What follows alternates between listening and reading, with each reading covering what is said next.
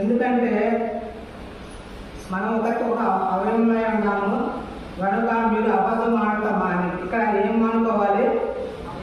అబద్ధాన్ని మానుకోవాలి. అబద్ధాలు మానుకొని ప్రతివాడు తన పొరుగువాడితో సత్యమే మాట్లాడాలి. ఇక్కడ మొదటిగా మనం ఏంటంటే ఇక్కడ అబద్ధాలు మానుకొని సత్యమే మాట్లాడాలని ఇక్కడ దేవుడు మనకి తెలియపరుస్తూ ఉంటాడు. ఈ నవీన స్వభావంలో మొదటిగా చూస్తే అబద్ధాలు. ఒక అబద్ధం చూస్తే ఇంకొక అబద్ధానికి అది జాగ్రత్త ఉంటుంది. ఎందుకంటే అబద్ధం చెప్పినప్పుడు మన దాన్ని కప్పిపుచ్చుకోవడానికి ఎన్నో అబద్ధాలు ఆడాల్సి వస్తూ ఉండేది. అందుకనే ఈ అబద్ధాలు మానేమని ఇక్కడ దేవుడు తెలియపరుస్తూ ఉంటాడు. వాటిని మానేసి సత్యాన్ని ధరించుకోమంటున్నాడు. ఆ సత్యం మనల్ని సర్వశక్తిలో నడిపించి ఆయన మార్గాన్ని చేస్తుంది కాబట్టి ఆ సత్యంలో నడుచుకోమని ఇక్కడ దేవుడు తెలియపరుస్తూ ఉంటాడు.